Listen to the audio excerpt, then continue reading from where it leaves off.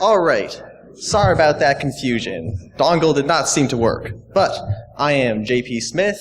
I'm Japesinator on Twitter, or Japesinator on GitHub, or Japesinator on large swaths of the internet. You can go find it yourself. Here to talk about curry and tarts, or more weird math nerd stuff, because you probably didn't get enough of that with Parker. So, the big problem we're looking at today is that reasoning about programs is a really hard problem. Making guarantees about what programs will do is a semi-impossible problem. And what runs in your head when you're designing it, the code you write, the intentions you have, and even what happens in development can vary vastly from what happens in production. And taking into account these differences, planning for them, and making them not break things is largely what keeps all of us employed. So this bites us, like I said, in way too many ways to cover in a 20-minute talk. But for example, side channel attacks are a really good example of this, where we build these literally mathematically perfect crypto systems that we can't break the math on, we can't reverse the encryption in any way. So we just look at how long they take to run, the kind of power they consume, the CPU operations they use, and break them that way. Like, equality, for instance. You might want to say whether or not 2 bytes to 8-bit strings are equal. So we're going to do this in a really obvious way by just looping through every bit in the byte. If it's equal, keep going unless we're out of bits. And if it's not equal, then we stop. We say, these are not equal, and we fail. But this has weird side effects with time. Like if we're comparing 2 bytes that are only different at the end, then it'll compare the first, keep going, compare the second, keep going, compare the third, keep going, compare the fourth, keep going. Whereas if it is only different at the first, then it'll just stop there. So if I'm attacking this, if I have, say, a password checker that just says, is your password equal to the string entered, then I'll enter 2 passwords, one of which has a first bit of 0 and one of which has a first bit of 1. Whichever one takes longer has the correct first bit, because it ran more loops. So then I repeat that for the second bit, and I can crack the password in O of n time instead of O of something large, which is what it usually takes. It basically lets us binary search through whatever we're comparing for equality. Now, this happens in all kinds of things. Exponentiation, it happens really frequently. Multiplication, addition, basically everything you can do with numbers. If you do it naively, then bigger numbers take longer, and numbers with more ones take longer because we have to do more work. So in 1999, Coker broke RSA doing this. In 2003, Bonet and Brumley broke SSL doing this. In 2005, Bonet broke AES doing this.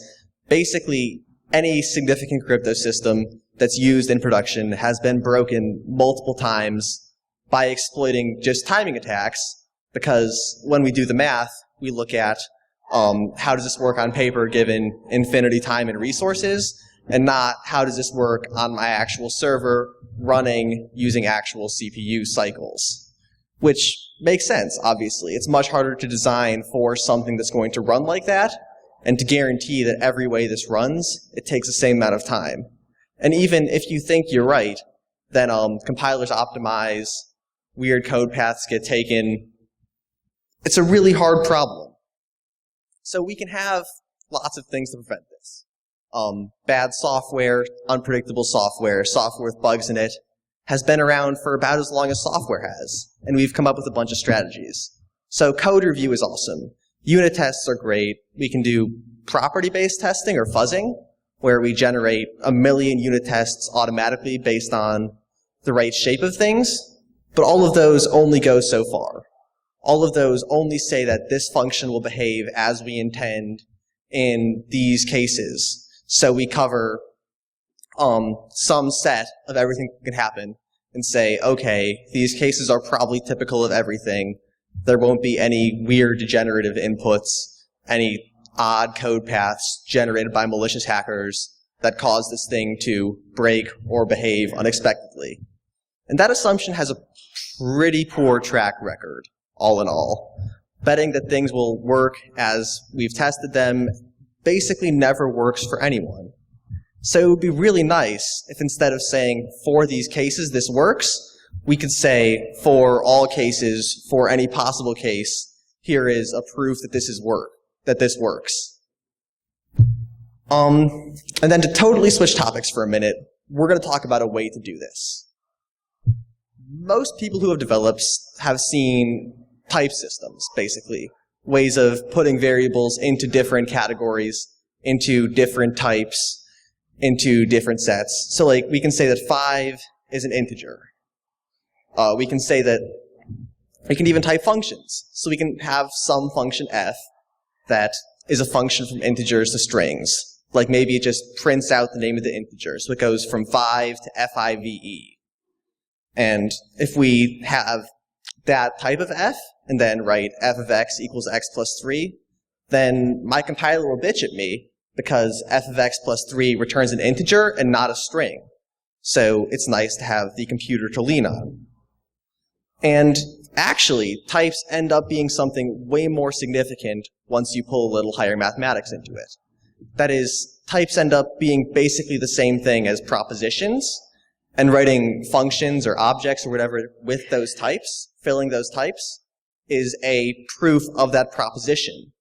And then our compiler actually checks these proofs when it checks something like f of x has type of an integer to a string. And so we can essentially formally verify some properties like f has type of an integer to a string. So if we have a function like length, which just returns how many characters are in a given string, then that's also a proof that if there exist strings, there exist integers, because it gives us a way to turn strings into integers. And any function that has that type is a proof of that proposition, and when it compiles, we have verified that that proof holds. Now, with really fancy, dependently typed languages, we can actually have functions to types from anything else, which lets us write any proposition we want as a type. So instead of writing like something trivial, something kind of useless, like if there exist strings, there exist integers, we can write something like the Pythagorean theorem as a type, and then a function that fulfills that proves the Pythagorean theorem. And more importantly, we can write about our code. We can say that our code will have this property in a type, and then when we compile our code, we have proved that that property will always hold. So there are languages right now like Idris, Agda, Coq, where you can write any logical proposition in this type language and then formally verify it, just like compiling regular code, just like checking our function f earlier goes from an integer to a string. And then this really makes a language the same thing as a proving assistant, and we can pass around these proofs, these propositions, just like integers or any other kind of object in the language. So we can make functions that, for instance, ask for a proof that their inputs follow some property or are correct. We can make a function that takes the first element of a list and requires a proof that the list is not empty, so it never fails or returns null pointer exception or whatever. But we can also do this for crypto. We can look at crypto functions. We can look at, say, our equality function earlier and say that this will run in constant time and encode that as a type. So just as certainly as we prove that the existence of integers implies the existence of strings, we can prove that our implementation of equality always goes in constant time. So, for example, we can start with a really simple function that just goes from 2 bytes to a bit. 1 if they're equal, 0 if they're not equal. Then we can add a little bit of trickery to add a basically timing counter to that. So it'll return both a bit for the result right here and a natural number of how many operations took place. So 0 operations, 1 operations, 2, 3, 4, whatever. Any integer greater than or equal to 0. And then here's the implementation.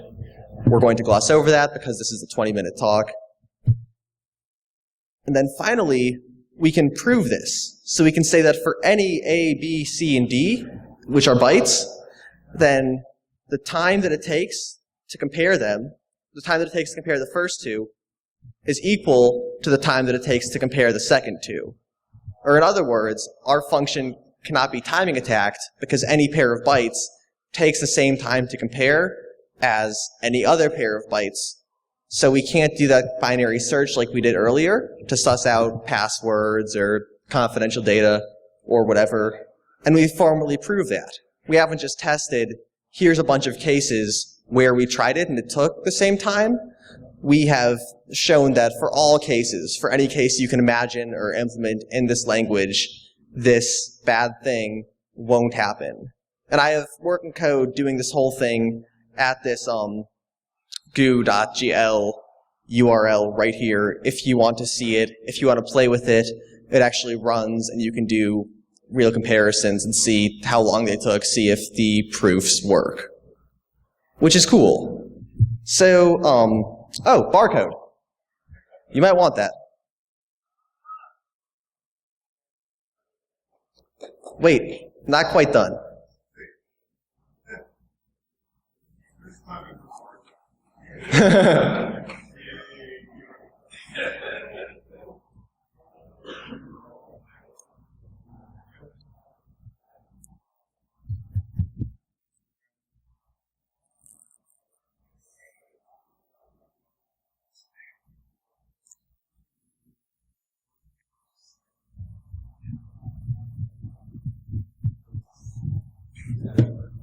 All right. All good? All good? Cool. So, disclaimers are, right now, this mostly works way up in the ivory tower of people who stare at weird PDFs about math all day. This is still quite a few steps away from mainstream production. And please do not take these weird academic languages and try to write code for your job in them, because then really bad things happen, plague of locusts over the land, I don't know. Not good. Things break. Write fun code in them, see what you can do, try out whether or not this can work, but very, very not production ready, not even version 1.0, etc., etc. Also, the important part of this talk is not necessarily we can do equality in constant time. It is we can prove these really hard to reason about properties, and we can formally show that for this important code, there is no possible way to break it, rather than just, we tried really hard to break it for a long time and couldn't. Which is an interesting new approach to security, where instead of just trying to break it over and over again, we show that it is totally impossible to break under any circumstances and actually have a chance of that being correct. Any questions in the few minutes I have left? 3 minutes. Any questions? All right. Thank you.